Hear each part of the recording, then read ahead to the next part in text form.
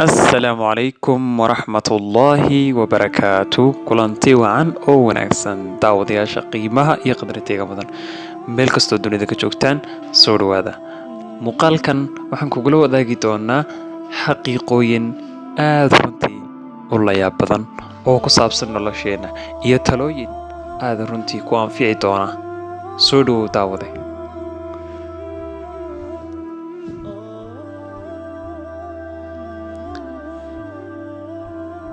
kow haddaynu dhanka xaqiiqooyinka daawada ku bilowno markaad aragto qof si degdeg ah u hadlaya ama kuugu jawaabaya ogow qofkaasi waa qof xidhxidhan oo aan hadal badnayn ama waxaa loo yaqaano secretive person. laba markaad aragtid qof seexanaya kala badh maalinkii ogow qofkaasi waa qof murugaysa. hadaad aragto qof seexanaya noloshiisa maalintii marka laba qaybood loo qaybiyo qayb dhan seexanaya maana hurdo ku qaadanaya qofkaasi waa qof murugaysa. 3 markaad aragtid qof qosol badan xitaa waxaan micno lahayn ku qoslaya ogow qofkaasi waa qof damqanaya ama dhibaataysan oo xagga gudihiisa maaha laakiin damqashadu waa xagga dibadda. marka haddaad aragto qof markasta qosol badan waxa weeye xataa waxaan macno lahayn iskaga qoslaya qofkaas uu damqanaya ogow ama uu dhibaataysan yahay nolosha saad moodii maaha. waay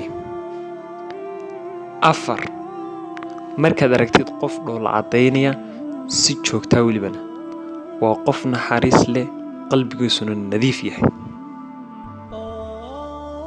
5 markaad aragtid qof kula murmaya ogow waa qof ku jecel. haadihi xaqiiqa qof kula murmaya haddaad aragto markasta qofkaas waa qof ku jecel. markaad aragtid qof aan danaynayn cidna danka lahayn ogow qofkaasi wuxuu ka niyad jabay in fara badanoo dadka ka mid a oo qalbiga ayay ka jebiyeen. waay haddaba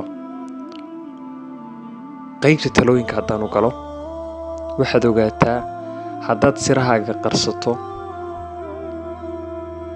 cabashadaada xagga bulshaduna ay yaraato farxadda wejigaaga ku dheehanna ay badato in badanoo dadka ka midii waxay jeclaanayaan inay isku dayaan sidaadoo kale noqdaan.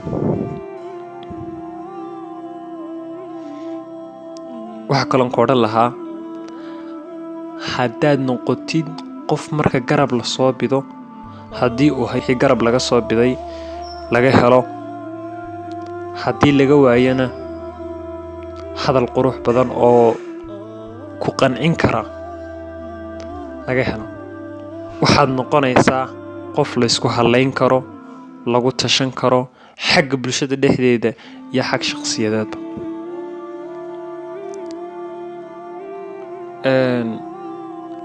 haddaad noqotid qof xafidi kara ceebaha dadka aan ku dhiiran dhegaysigooda iyo faafintoodaba in ilaahay subxaana wa tacaala adigana ceebahaaga uu qarinayo oo nebigu wuxuu yidhi sal alla alay wasalam man satara musliman satarahu allahu fi dunya waalaakhira. macnaa qofka qof walaalkiiya ceebtiisa astura isagana maalinta qiyaamo ilaahay asturaya ceebtiisa. waaya mar kastood noqotid qof nadaafad jecel labis qurux badan si deganaansho ku jirto u socda aan jeclayn inuu wax walba faraha la galo wax walba qaato fikrad keeni kara midna diidi kara midna qaadan kara aan raacin dadka bulshada ka dhex soocan akhlaaqiyan yacni markaan ku leeyahay aanad raacin dadka bulshada ka dhex soocan maaha macnaheedu dadka takoor laakiin kala garo qofka aad isku leefalka tihiin ama aad isku heerka tihiin adoo eegaya adigoon eegaynin xagga dhaqaale laakiin eegaya xagga aqooneed iyo maskaxeed in lagu aqoonsan doono qof nolosha wax badan ka og laguna soo dhacaynin waxyaabaha qaarna lagula soo dhici maayo ama lagula iman maayo oo aad kala soconaan doontaan adigii qofka ciyaala suuqa marka loo eego xagga bulshada dhexdeeda.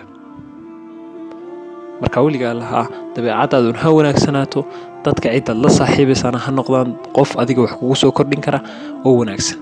nabiguna calayhi salaatu wasalaam wuxuu leeyahay falyandur axadukum man yukhaalil, midkiin ha eego cidda uu la saaxiibayo.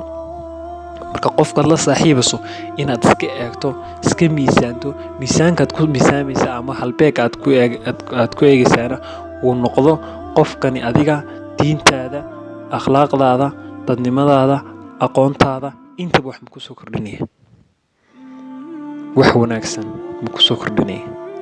bimacnaa qofkani adduunkaaga iyo aakhiradaada ma ku horseedaya wax wanaagsan. hadday haa tahay oo aakhiradaadana qofkani uu kugu hagayo oo qof cibaadadii kaa joojinaya aanu ahayn, adduunkaagana horumarku gaadhsiinaya oo talooyin fara badan, waxyaabaha fara badan, garab istaag fara badan uu ku siinayo qofkani, aad ka helayso la saaxiib qofkaas.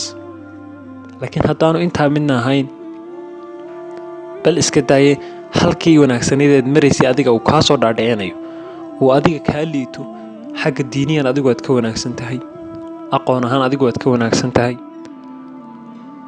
qofka ha la saaxiibay, iska daa. haddaad la saaxiibayso qof noocaasa, waxaan ku leeyahay halis ayaad ku jirtaa, isaga oo kale ayaadana noqon doontaa beri ka maalin. haddaad mid qaadka cuna, mid sigaarka caba, mid heesaha dhegaysta, mid waxaweyska tunta, mid sidan ah, mid baaba'a, ciyaala suuqa, aqoon lahayn, jaahila, nolosha ka dhacsan aad iskala saaxiibto, adiguna isagoo kale ma noqonaysa. tan waa xaqiiqo la soo arkay oo lasoo taabtay. daawade waxaan rajeynaya insha allahu tacaala inaad wax badan ka faa'iidi doonto channelkeena haddii aad nagu soo biirto. fadlan subscribe saar, like-ta iyo share-tana ha ilaawin markaad muuqaalka dhamaysto. aad iyo aad baad mahadsantay daawade. wassalaamu calaykum waraxmatullaahi wabarakaatu.